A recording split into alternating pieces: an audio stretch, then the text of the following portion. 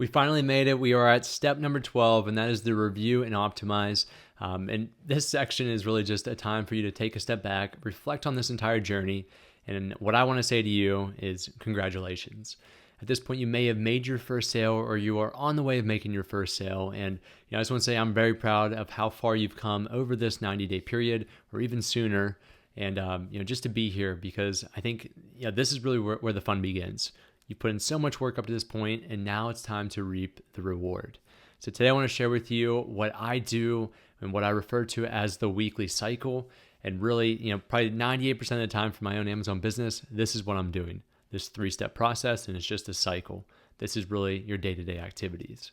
So let's go ahead and dive into this 3-step process just so you can better understand, all right, now that I launched my product, what do I do? So the first thing I want to discuss is inventory. So let's start out in this bottom left-hand corner. Now, since you already launched your product, it's really one thing to just check in on your inventory, and each week, make sure you have enough inventory for that week or for the weeks to come. I'm going to share with you how you can use a method, a very simple method, in determining when you need to go ahead and place a repeat order with your supplier overseas, so you don't have a time when your product actually runs out of stock, which could ultimately hurt your search rank. So let's look through a scenario that we looked at in the previous sub-step when we talked about inventory and the check-in process. For this example, I'm just going to run you through this in the calculation, and then you can apply it to your own to understand when you need to go ahead and to make that order so you don't run out of stock in the weeks to months to come. So we have 417 units that we shipped into Amazon, which is shown here. And then let's say after 1 week, we've sold 50 units. So that is our rate at which we're selling per week. You could use a different time rate, but you do need some rate of knowing how many units you sell either per day, per week, or per month are good metrics to use here. So how can we use this information to go ahead and say, all right, when do we need to go ahead and to place a repeat order with our supplier? That way, this available number never gets down to 0. But we also don't want to just send in 417 more units next week, because then we have surplus of inventory, which is going to hurt our Amazon account health and our inventory performance, as well as it's going to be an increase in storage fees. So what we want to do is we want to use a calculation. The first thing we need to do is take the total number of units, 417 here, and divide that by the number of units for your time period. So once we do that math, we know that we have 8.34 weeks of stock. In other words, we have, just round down, we have 8 weeks of stock left before this number will get down to 0. Very simple equation, right? The next thing we need to understand is, what is our supplier lead time? Now, it's important to define what this lead time is, because it could mean different things to different people. For the supplier, lead time for them is probably by the time that they receive an order and payment, how long it takes them to actually ship the product. For us as the actual seller, the Amazon seller, my definition of this lead time is from how long it takes for me to reach out to them, make the payment, for them to manufacture the products, the amount that I want, and for them to get the products from their location to Amazon's fulfillment center or my location. So really the check-in time to get it into the United States. This should also include any time for Amazon to check in the products. So my assumption here is that it takes 4 weeks as far as the lead time for me to go ahead and say, hey, supplier, I need 417 more units. And 4 weeks later, at least a majority of those units should be checked into Amazon. The assumptions here is that it would take maybe 1 or 2 days just for the processing time between me and the supplier, since we've already worked together, a week for manufacturing, a week for air shipping, and then about a week to 10 days for those units to be checked in. So figure out what that is for you based on your first order, how long it took them this entire process before you could actually check your units in. So next, we have to use this equation. Very simple equation again, it's just subtracting things. And this will give us an idea of when we need to place our order as of today. So what we need to understand is the weeks of stock subtracted by the supplier lead time, subtracted by 1 week of contingency. So let's put our numbers in there. So we have 8.34 weeks of stock. We have 4 weeks for our supplier lead time, shown here, and then that 1 week of contingency. And this is really just for, it's a safety net, if you will. That way, if any mistakes happen or the fulfillment processing times take a week longer, you factor this in and you're prepared for it. So if we put all those numbers in, we take basically 8 minus 4 minus 1, we get 3 weeks. So we know that as of today, we need to order at least 417 more units in 3 weeks. So 3 weeks from today, we need to place our order, if not sooner. This just gives you an idea as you begin selling through your Amazon products, when you need to go ahead and you need to place that repeat order. So that's a very easy step, and you can always check your inventory by going to the menu in Seller Central, Inventory, and Manage All Inventory, and looking at that center column that says Inventory. And you can always keep an eye on, based on the reports I'm about to share with you, how many units you're selling each and every week. So that's the second step here in this weekly cycle, is to manage all the reports that you have, check out your sales orders, and also just manage your overall account health on Seller Central. I'm going to share with you how to access all those different reports and dashboards, and then you can go ahead and you can review yours. So the first one is the order dashboard, and this is for you to help you understand, what are my orders? Am I actually receiving orders each and every week? How many orders do I receive during a certain time frame? This will tell you everything you need to know about that, and it'll also tell you the status. So if the order has been completed and paid, if it has been shipped, and so forth. It's very simple to get here. Just go to Seller Central, menu, click orders, and then manage orders. And you should see something very similar to this, if not identical. If it says right here where it says fulfilled by Amazon, you are in the correct place.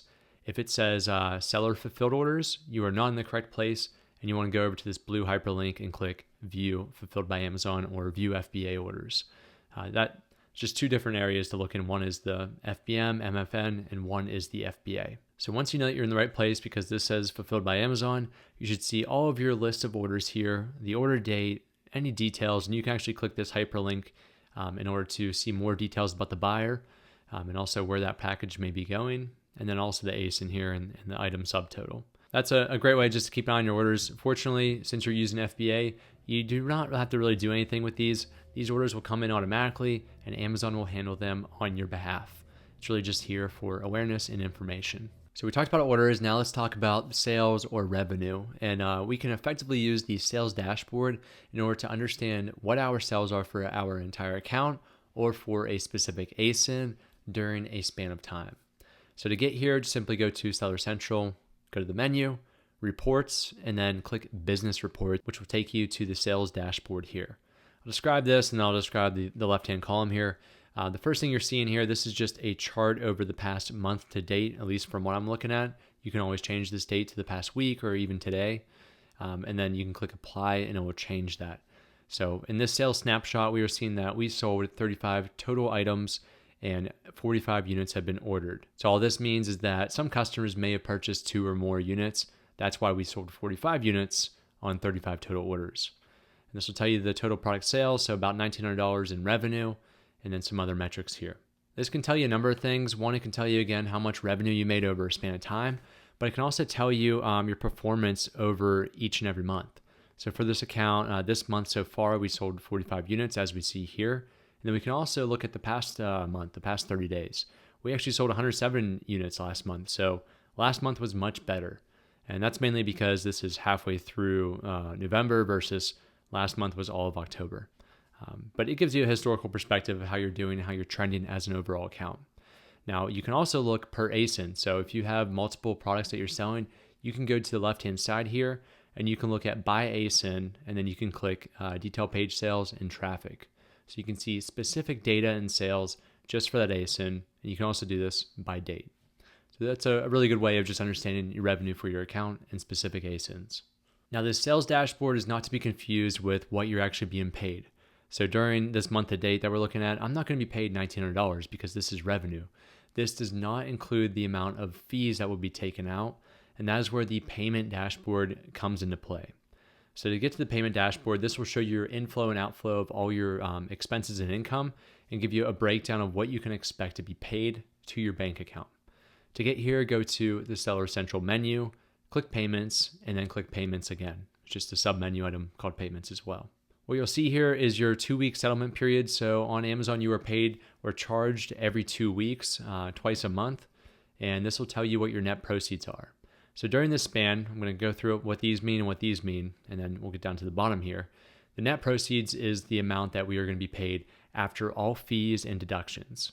So our net proceeds for this 2-week period was $1,300. And the way they come up with this number is all based on what you're seeing on the right-hand side here, and it's summarized on the left here. So we had a beginning balance of $725, and this is the account level reserve for the previous period. More to come on that, but this is a positive number. And then we have $2,300 in sales. So that's really all of our income for this span of time. Next, we have our deductions. So we have to subtract the amount of returned in refunds. So that's refunded sales of $83. And then we also have expenses. Expenses include the Amazon fees, any promo rebates, or other, which could be, it's not necessarily storage fees or some other items in there. And then the last item here is your account level reserve. This is how much Amazon's going to withhold from your sales for this 2-week period. That way, in case if there's any returns over the next 2 weeks, you have some money in your account to go ahead and to refund those customers. So it's really just a cycle of Amazon giving you that money back as the beginning balance, and then they're going to hold a certain amount based on your 2-week sales for the future in case there's any refunded sales or returns. If you ever want to see anything in detail, you can go ahead and click these hyperlinks where it says $83 and $81 just to give you more, another breakdown, another level breakdown of what actually contributes to that amount. The last item here is at the bottom. It says down here, a transfer was made to your account ending in a 3-digit number in the amount of $1,300 on October 30th. Funds can take 3 to 5 business days to appear in your account. So you can always look down here once Amazon has paid you. It will also tell you the exact amount that they paid you and on what date. Now, for my bank account, I use JP Morgan Chase. I typically receive this amount the same day, if not the next business day. So these funds do come in pretty quickly. You should expect 2 a month. Now, on the opposite hand, if I had a negative account balance, let's just say I had a bunch of fees and storage fees piling up and I had no sales, they would also tell you that they actually charge your credit card that's on file for that amount on that specific date. So this is a great way that you can really just see the net balance of what you'll be paid or what you'll be charged. Okay, and the last thing I want to discuss in this section is the account health dashboard, and this is for your overall Amazon Seller Central account. So if you begin to receive any policy violations or any type of IP complaints, they'll end up piling up here and they'll end up hurting your account health rating. We want this number to be 200 to 1,000. Obviously, the higher the better. As soon as you begin to get into the 100 to 200 range, you are at risk. And if you between 0 to 100, there's a good chance that your account will be suspended or you'll have to make some major changes to your account to get it reinstated. So I just recommend always keeping an eye on this. You can access it by going to Menu, Performance, and then Account Health. If you're not receiving any of these IP complaints or policy violations, it should always stay around 200, if not better. So this is also a way, if you need to address any of those issues, they'll pop up here. You can click them, and hopefully you can resolve them. Okay, so those are the 2 parts of the weekly cycle that I do each and every week. And the last one is to optimize my ads. This is going to be a feature topic here of what you should be doing, and you'll probably spend the majority of your time actually performing this 3rd step compared to these 2 steps, because these 2 steps, honestly, they take about 10 minutes each and every week, not a lot of time. So let's get rid of these slides. Let's go ahead and look through a real example and a real campaign for the Golf Head Covers sponsored products that we ran. And I'm just going to share with you what I do when I go ahead and I have at least a week of data for an advertising campaign and how I make that better and better. And it's very important to understand is that when you create this first initial ad campaign, it probably won't perform that well. And that's because it takes time to understand what keywords, what targets are performing well, which ones are not. And then we can go ahead and remove the bad ones, keep the good ones, and substitute new ones into the campaign until we have a handful of great and top performing keywords, and it really allows us to efficiently advertise. So I'm in the campaign manager, and you can just go to the advertising section on the Seller Central menu and then click campaign manager, and it will take you here. You'll see your campaign down here, all of the metrics during that date range. And what I want to share with you first is let's look at all of our campaigns. This is what we're looking at here. And I want to talk about these metrics at the top. So spend is your advertising spend. This means that from the time that we began running this campaign, we spent $162.29 in ad spend. That's what we paid for all those number of clicks. Impressions, on the other hand, this is the amount of times that somebody's actually saw your advertisement, the amount of times that that ad was displayed. Remember, this is a pay-per-click advertising platform, so we don't pay per impression, we pay per click, which is the 3rd column that you should see here. So during this span of time, we had 186 clicks, or 186 times a customer clicked our advertisement. And then the final one here, this may be blank. What I recommend you do is go ahead and click this drop down. And then there's a bunch of different metrics here. I'm going to share 2 with you.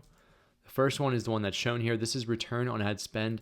It's really a return on investment or ROI metric specifically for your advertisement campaign. So this 0.86 means that we did not make a return on our investment. If this was 1.0 or greater, that would mean that we made a return on our investment or our ad spend, for lack of better terms. Now, to calculate this number, we also need to understand how much did we actually make. And to do that, let's take off the impressions and then type in sales. Then we can click it. So we made about $140 in sales, yet we spent $162 in this ad spend. Now, to calculate your return on ad spend, all you have to do is take the amount of sales, so $139.72, and divide that by the amount of ad spend, $162.29. All right, so then we get our ratio here, 0.86. That matches up. So that's one way of looking at all of your campaigns at once, which is what we're doing right now, just to understand, are you profitable? Are you making a return? Or is there other things that we need to do to improve this, which that's what this would suggest right now. The other metric I want you to be aware of is your advertising cost of sale, or ACoS as it's commonly referred. This is very similar to return on ad spend. However, it's really just a different way of looking at it. This percentage is the amount that you're spending in comparison to the sales that you're generating. So it's just the opposite of what we just did. We take our ad spend, whatever we spent on our advertising, and then we divide that by the amount of sales that we brought in for this ad campaign. So if we divide that $162.29 by $139.72, we're left with, after you multiply by 100, 116%, which is shown here. So ideally, we want this number to be closer to that 30 to 40% range when we first get started, and then ultimately down to below 20%. And then for a return on ad spend, we'd ideally want something that is close to 3.0 or higher. So this means throughout all of our campaigns, we need to do some work because this is not great. Now let's talk about that work. So in order to actually edit this campaign, we have to go down here and to click it. Now we are brought to that individual campaign. And as you can see at the top, we went from all campaigns. Now we're down to just the single campaign of golf head cover sponsored products. So first I want to share with you how we can adjust our settings in some different parts in this column here. And then we're actually going to take a deeper dive into the ad group, and we're going to mess around with the targets, meaning the keywords for this example. So we'll see a similar thing just for this campaign here, and you can, again, change these metrics as you see fit. But at this point, we know that we need to make an improvement. So the first thing that I would do on a weekly basis is I'd go to my bid adjustments. If you recall, whenever we created our advertising campaign, we created our bidding strategy as well as we adjusted our bids based on where the placement was for that ad.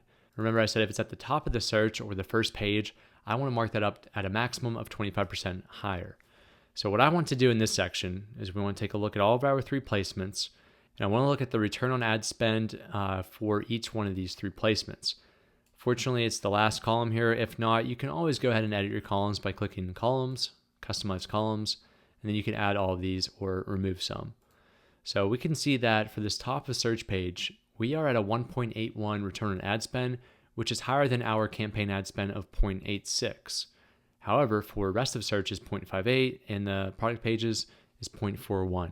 This is to be expected, and I don't see anything here that I really necessarily need to change.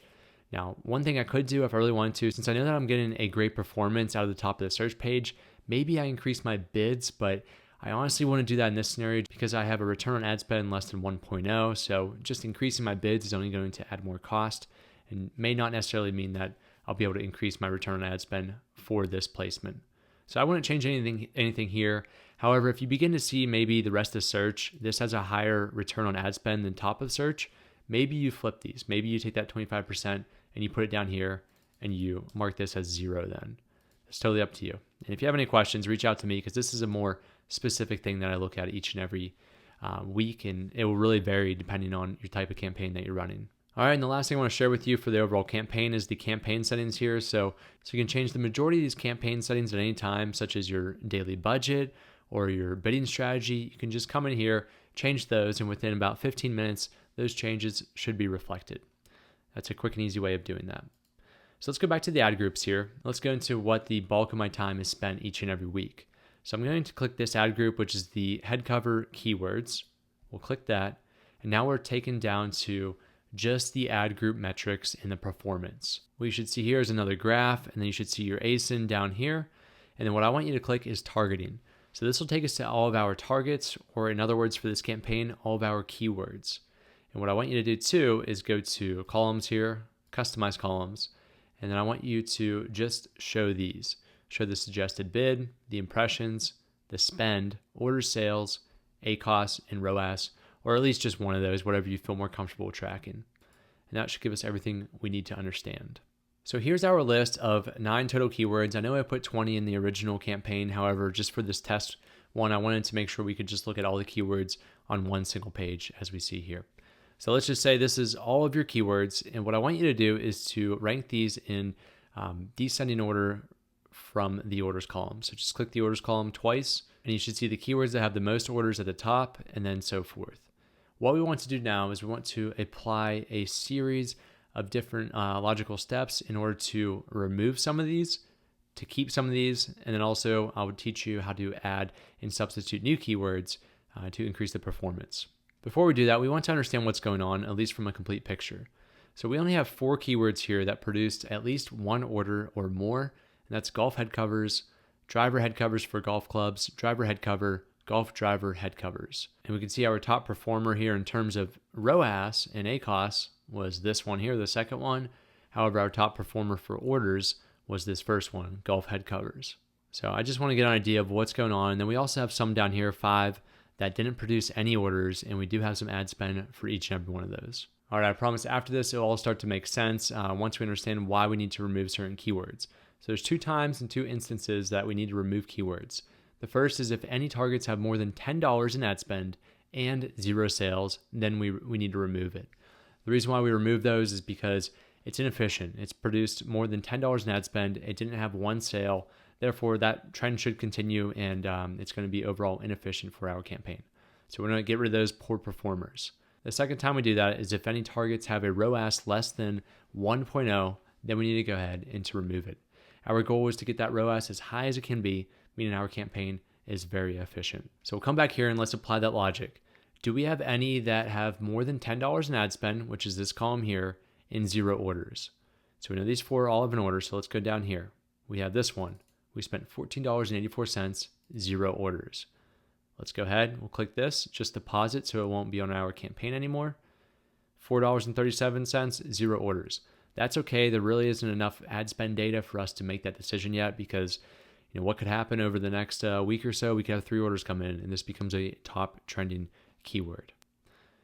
Okay, $0.53. And then this one, $15 here for the ad spend, 0 orders. I also want to remove that one. And this last one's good. So now we're down to 7 keywords. We removed 2 of them. The other part of that equation, the other thing that we had to look at was, are there any keywords that have a ROAS below 1.0? And you always want to make sure you also have spent more than $10 on those. That's just gives me a better idea that this has run long enough and has had enough impressions and enough clicks to allow me to make my decision on this. So down here we have the first keyword, ROAS is 1.13. That one's good. 1.53 for the second one. And then we have 0.87 and 0.84. That does not pass. So I should go ahead and remove these because I've also spent more than $10 in ad spend. So we'll remove this one and remove this one. All right, so now we have a list of 5 out of 9 keywords. It is up to you at this point if you want to go ahead and add 4 or more keywords to replace the ones that we removed, or if you want an optimized list, which is what I recommend doing. Keep your small set. You always want to keep it around 5 keywords. If you get below that, maybe add a couple more, and I'll share with you how you can go ahead and do that. So it's very simple to add keywords or targets for that matter. Click Add Keywords here. And then just like when we created our campaign, we can enter the list, change the match type to exact or to phrase, or you can go ahead to the suggested and you can add them based off of what Amazon suggests to you to go ahead into target. So all you have to do if you find one, so for this exact one, golf club, you can add it right there. You can change your bid if you want and click save, and it'll add that to your campaign. However, what I would recommend doing is pull up that CSV file that we exported from Jungle Scout. You can even export a new one with updated data and just go through the list again. This gives you a very accurate way and great trending keywords that relate to your product. All right, so the last thing I want to mention here is just the bids column here. And this, up to this point, everything applies to all your different campaigns. It applies to your sponsored brands campaigns. It applies to when you're targeting specific ASINs instead of keywords. This logic really applies to everything. And this is something I do every single week. So last step here is just check your bids out. So you have two columns here. You have suggested bid, which is what Amazon's saying, hey, this is the fair range of what advertisers are willing to spend. So for this example, 71 cents to $1.17. And this is what we as Amazon ads suggest that you place your bid at, 94 cents. It's typically about the median point between those two range points. Now there's a couple ways of doing this. What I've always recommend doing is that if you have a very top performer that's been trending, like the second one here at 1.53, I wouldn't mind increasing my bid a little bit higher, maybe 10, 20% higher, just so I can gain more orders off of that keyword term. If you begin to see week over week that, all right, I increased this to 80 cents, so I increased it by 12 cents. If we begin to see that our ROAS was actually going down, meaning we're spending more and not getting a return on and we're getting a return on less, then we want to go ahead and kind of put that back to that lower range that we had it at previously. So that's one way of going about it. On the other hand, let's take a look at this keyword here. And let's say that this bid was actually $1.50. So it's a very high bid compared to the suggested bid or the bid range. If we had a poor performing keyword that was in this scenario with a low ROAS and a high ACoS, it may just be a matter of, hey, maybe I'll keep this keyword, but I'm going to decrease my bid down to the suggested bid amount of $1.16. The reason why this may be so low is because we're spending way too much per bid than what the market's what the fair market price is for this keyword. So maybe all we have to do is actually decrease this to decrease our ad spend and increase our return. That's another way of approaching this. The last way I'll say is you can always just click apply all up here, and you can apply the suggested bid every couple of days or once a week to all of your keywords. This ensures that you are competitive compared to all the other sellers and advertisers that are targeting these keywords. And that way you can increase your impressions as well as hopefully increasing the number of orders. All right, guys, so that's exactly what I do on a weekly basis. I know it's a lot with these advertising campaigns, and feel free to go ahead and to reach out to me if you need any help on this topic.